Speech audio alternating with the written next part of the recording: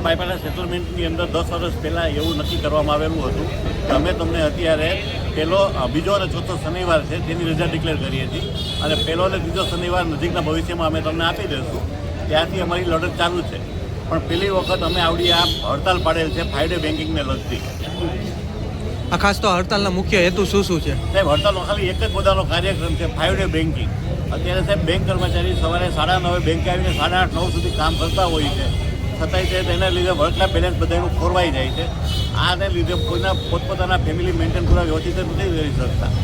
દરેક ફાઇનાન્સ ઇન્સ્ટિટ્યૂટની અંદર 5 day banking અત્યારે ઓલરેડી છે જ તે, જેમ કે રિઝર્વ બેંક ઓફ ઇન્ડિયા છે, એસોચેમ છે, ફિક્કી છે, ચેમ્બર ઓફ કોમર્સ છે, સેબી છે, આરબીઆઈ. પણ છતાંય તે અમારે જ્યારે બેંકનું કામ હોય રિઝર્વ બેંક ઓફ ઇન્ડિયાનો કોઈ સારા નિર્ણય માટે થઈને, ત્યારે રિઝર્વ બેંકે અમને કોઈ જવાબ આપી શકતી નથી શનિવારના લીધે. એને લીધે અમારી બેંકના ઘણા બધા કામ ખોરવાઈ જાય છે. ખાસ તો કેટલા દિવસ છે આજે હડતાલ પાડવામાં? આ હડતાલનો અમારો પહેલો જ દિવસ છે. પહેલી હડતાલ પાડેલી છે 5 ડે બેન્કિંગને લગતી અમે.